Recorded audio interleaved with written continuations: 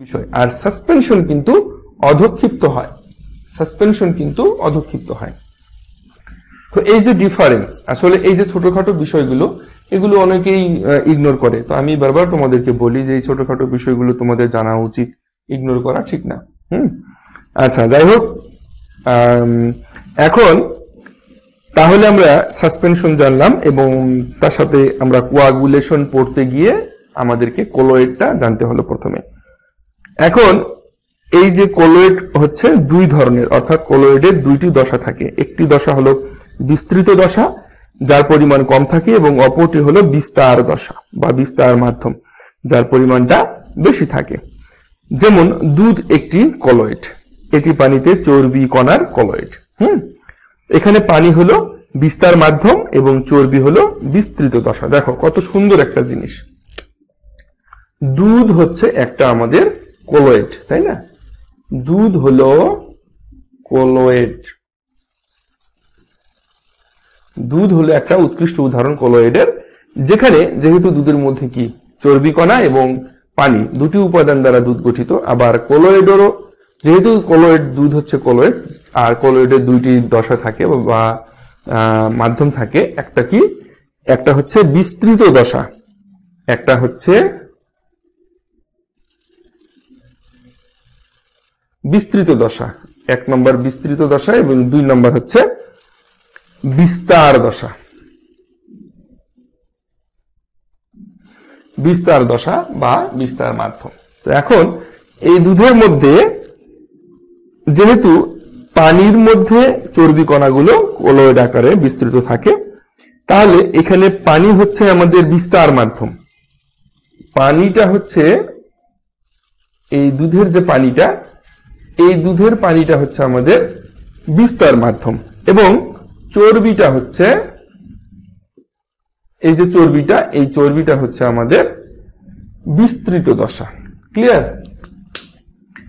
চর্বিটা হচ্ছে বিস্তৃত দশা এবং পানিটা হচ্ছে বিস্তার দশা বা বিস্তার মাধ্যম। আচ্ছা, তো আমরা মোটামুটি জানতে পারলাম যে আসলে কোলয়েডটা কি বা কোয়াগুলেশনটা আমরা কিন্তু এখনো ডিটেলসে আসিনি। তার পূর্বে আমরা জানলাম সাসপেনশনটা কি। তো অ্যাকচুয়ালি আমি এখন তোমাদেরকে একটা জিনিস দেখাতে চাচ্ছি, সেটা হচ্ছে যে গতকালকে আমাদের যে আমরা বিভিন্ন রকম খাদ্যদ্রব্যের কৌটাজাতকরণ পড়েছিলাম, সকলে একটু মনোযোগ সহকারে শোনো। এই কৌটাজাতকরণে আমাদের সুক্রোজ বা চিনি দ্রবণ ব্যবহার করা হয়েছিল কত, 40%, তাই না? আর সাইট্রিক অ্যাসিডটা ব্যবহার করা হয়েছিল, আমি যে বই থেকে তোমাদেরকে দেখিয়েছি সেখানে ছিল 30%। তো এই 30%টা হচ্ছে, এটা হচ্ছে ভুল। 30% এটা হচ্ছে ভুল। তাহলে সঠিক কোনটা হবে? সঠিক হবে 0.25%। এইটা হবে সঠিক। সাইট্রিক অ্যাসিডের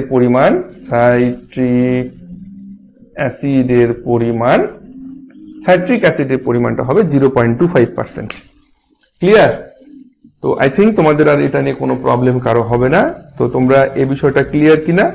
যাদের বইতে 0.25% বা অনেক বইতে আবার দেখলাম আমি যে 0.20% আছে, অনেক বইতে আবার দেখলাম 0.30% আছে। তো এটা সবগুলো কাছাকাছি, এটা নিয়ে খুব একটা টেনশনের কোনো বিষয় নাই।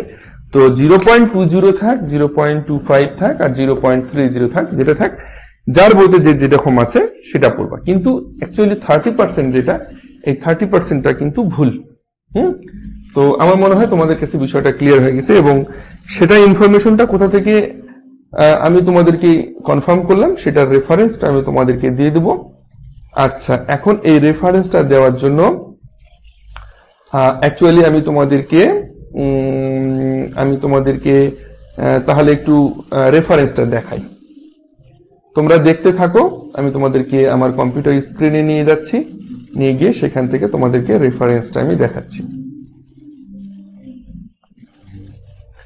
আচ্ছা, রেফারেন্সটা দেখার জন্য ভালোভাবে একটু লক্ষ্য করো, নিশ্চয়ই তোমরা বুঝতে পারছো এবং দেখতে পাচ্ছ।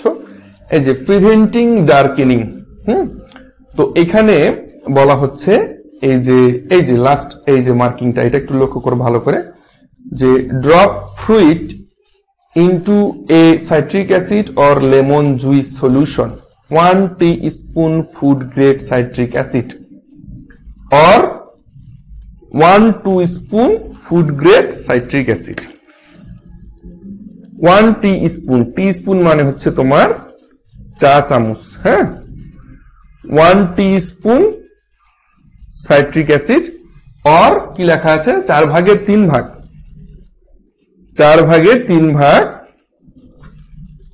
কাপ 4 ভাগের 3 ভাগ cup lemon juice to 1 gallon water 1 gallon water ভালো করে লক্ষ্য করো এটা কি করছে 1 গ্যালন ওয়াটারের সাথে মিক্স করছে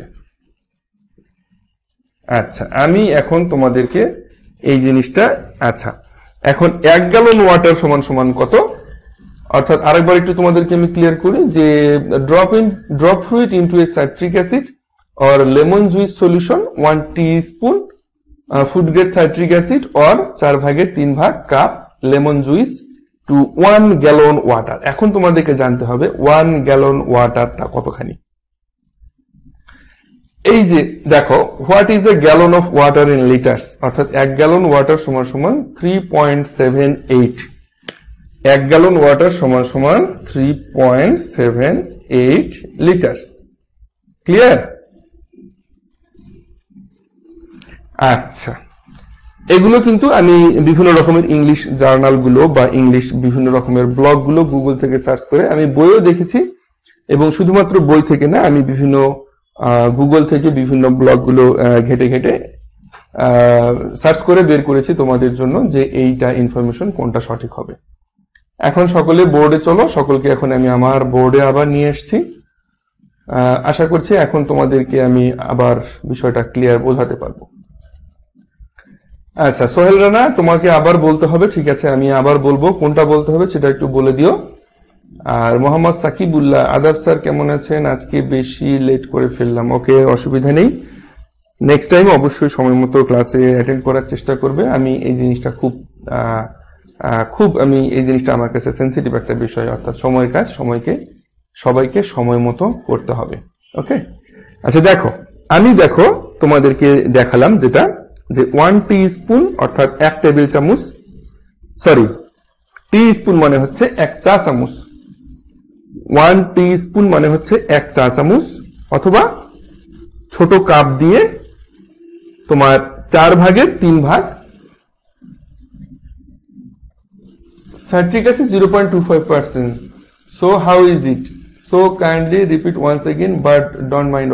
Okay, no problem. কপিল আচ্ছা কপিল তুমি যদি বাংলা অ্যাকচুয়ালি বাংলা বোঝো তাহলে তুমি আমাদেরকে বাংলায় কোশ্চেন করতে পারো নো প্রবলেম কারণ এখানে আমরা সকলেই বাঙালি আর আমরা মোটামুটি এখানে সবাই বাংলাতেই পড়াশোনা করছি তো হয়তোবা দেখা যাচ্ছে আমি যদি ইংলিশে বলি বা হিন্দিতে বলি তুমি একাই বুঝবে আর বাকিরা কেউ বুঝবে না আমি কিন্তু কন্টিনিউয়াসলি হিন্দি বলতে পারি কপিল তুমি যদি শুনে থাকো এবং কন্টিনিউয়াসলি আমি ইংলিশও বলতে পারি নো প্রবলেম তো যাই হোক আমি চাচ্ছি না কারণ এটা ইংলিশে বললে তোমাদের জন্য প্রবলেম হবে তো সকলেই আমরা বাংলায় পড়াশোনা করি এটা সবথেকে ভালো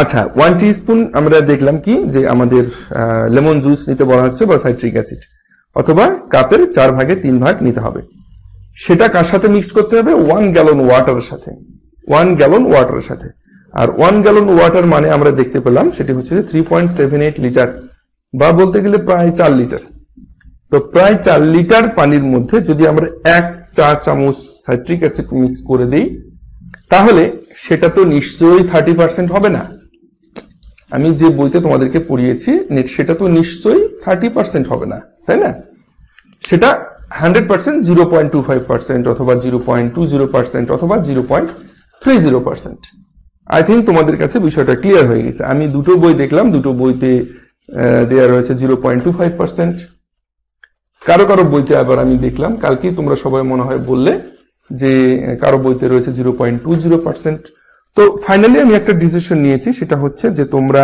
0.20 0.25 or 0.30 যে যার বইতে যেটা পাবা সে সেটাই মুখস্থ করবা বা সে সেটাই মনে রাখবা কারণ পরীক্ষাতে অবশ্যই এই তিনটের মধ্যেই আসবে হ্যাঁ 0.20 অথবা 0.25 অথবা 0.30, যে যেটা যার বইতে যেটা রয়েছে সে সেটাই মরবে। তো আই থিঙ্ক আমার কাছে মনে হচ্ছে যে গতকালকে যে প্রবলেমটা ছিল আমি তোমাদেরকে সলিউশন করে দিতে পেরেছি।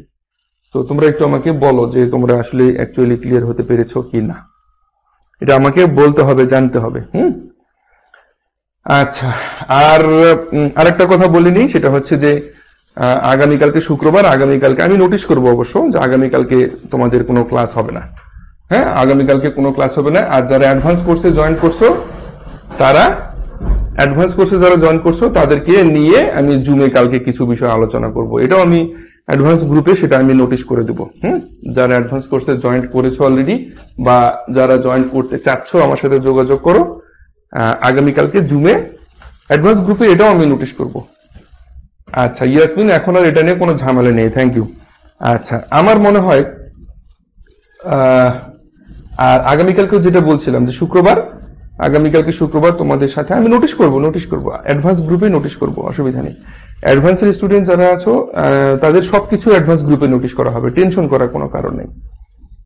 তো আর আগামীকালকে ফ্রি ক্লাস, আমাদের বেসিক যেটা ক্লাস, সেই ক্লাসটা আগামীকালকে হবে না, আমি এটাও নোটিশ করে দেবো। তো যাই হোক, এখন আমরা জানবো যে মূলত কলয়েডের বৈশিষ্ট্য। আমরা জানলাম কলয়েড সম্পর্কে জানলাম, এখন আমরা জানবো কলয়েড এর বৈশিষ্ট্য।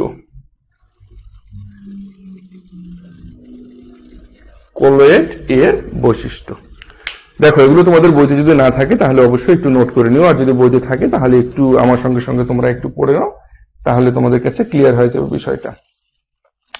কলয়েডের বৈশিষ্ট্য কি? 1 নম্বর, সেটা হচ্ছে কলয়েড দ্রবের কণাগুলোর ব্যাস কত থাকে? 10⁻⁻7 সেন্টিমিটার থেকে 10⁻⁻7 সেন্টিমিটার থেকে কত থাকে? 10⁻⁻5 সেন্টিমিটার। কলয়েড কণাগুলোর